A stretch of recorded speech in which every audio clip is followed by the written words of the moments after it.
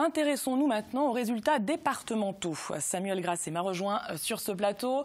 Bonjour Samuel. Bonjour. Alors tout d'abord, peut-être un petit mot sur les résultats régionaux. Comment a-t-on voté dans les Pays de la Loire? Eh bien, dans les Pays de la Loire, c'est Emmanuel Macron qui a recueilli le plus de suffrages devant François Fillon. Si l'on regarde cette carte, le détail dans chaque département, François Fillon arrive en tête dans 2 départements, la Mayenne et la Sarthe, dont il est originaire. Les électeurs de Loire-Atlantique et du Maine-et-Loire, eux, ont en grande partie voté pour Emmanuel Macron. Et aussi en Vendée, Samuel, Emmanuel Macron est arrivé premier. Oui, même si le vote en Vendée est un peu différent du reste de la France, car dans notre département, c'est François Fillon qui est arrivé en 2e position. Dans le détail, c'est donc bien Emmanuel Macron qui a recueilli le plus de voix en Vendée. Le candidat d'En Marche a obtenu 26,26% des suffrages, devant donc François Fillon, 25,5%. Un peu plus de 3000 voix séparent les 2 hommes.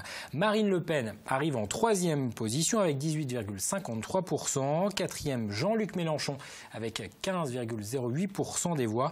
En 5e position, Nicolas Dupont-Aignan, le candidat de Debout la France, a obtenu en Vendée 5,78% des suffrages. Il fait donc mieux que le candidat du Parti socialiste. Benoît Hamon n'arrive qu'en 6e position avec 5,1%. Les 5 autres candidats font tous en dessous de 5% des suffrages. Et donc ça, ce sont pour les résultats départementaux. Mais dans les petites communes, est-ce que Jean-Luc Mélenchon ou Nicolas Dupont-Aignan, par exemple, sont arrivés en tête? Eh bien, mis à part le Poiré-sur-Veluire qui a placé Jean-Luc Mélenchon en tête ex aequo avec Emmanuel Macron, dans toutes les autres communes vendéennes, c'est soit Emmanuel Macron, soit François Fillon, soit Marine Le Pen qui arrivent en tête. Je vous propose de regarder cette carte qui montre quel candidat a obtenu le plus de suffrages commune par commune. C'est dans le centre de la Vendée que l'on a le plus voté pour Emmanuel Macron, ainsi que dans une partie du Bocage. L'autre partie du Bocage s'est-elle portée sur François Fillon, en bleu clair sur la carte, tout comme le littoral vendéen. Enfin, le vote pour Marine Le Pen est significatif dans le sud Vendée, mais aussi dans le nord-ouest du département. Dans le détail, Emmanuel Macron arrive en tête dans 93 communes vendéennes. Le candidat d'En Marche est premier dans plusieurs villes de l'agglomération lyonnaise, comme Mouillon-le-Captif, La Chaise-le-Vicomte, Dompierre-sur-Yon et même La Ferrière, la commune du président du département, Yves Auvinet. Pouzauges, Montaigu ou Esnay ont également placé Emmanuel Macron en tête. François Fillon maintenant, il arrive en tête dans 103 communes vendéennes avec des scores dépassant parfois les 35%. Le candidat de la droite est celui qui a obtenu le plus de suffrages à Saint-Gilles-Croix-de-Vie, Saint-Jean-de-Mont, Talmont-Saint-Hilaire ou encore Saint-Malo-du-Bois, la commune de Bruno-Retailleau, un proche de François Fillon. Enfin, de scrutin en scrutin, le Front National progresse dans notre département. La présidente du FN est arrivée en tête ce dimanche dans 67 communes. Marine Le Pen réalise ses meilleurs résultats à Vouillers-les-Marais, Moreil et Champagny-les-Marais, dans le sud du département donc.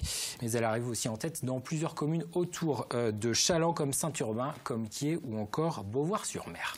Et qu'en est-il alors pour les grandes communes vendéennes? Eh bien, à La Roche-sur-Yon d'abord. La ville avait basculé à droite lors des dernières élections municipales en 2014.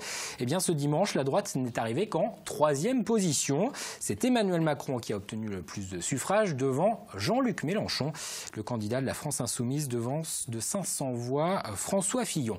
François Fillon qui est arrivé en tête dans la 2e ville de Vendée, Challans, un peu plus de 27% des voix. 2e, Emmanuel Macron, Marine Le Pen est 3e.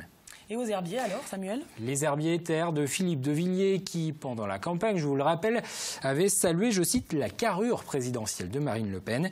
Eh bien, le Front National n'arrive que 4e, loin derrière Emmanuel Macron et François Fillon. Jean-Luc Mélenchon fait également mieux que Marine Le Pen. Les électeurs des Sables-d'Olonne, eux, ont voté principalement pour François Fillon. Il a séduit plus du tiers des votants. À noter que la commune voisine, le Château d'Olonne, a également placé François Fillon en tête. Enfin, à Fontenay-le-Comte, une grande partie des électeurs s'est tournée vers Emmanuel Macron, un peu plus de 28% des voix. Marine Le Pen et Jean-Luc Mélenchon, eux, sont au coude à coude. 14 voix séparent seulement la présidente du Front National et le candidat de la France Insoumise dans cette ville de Fontenay-le-Comte.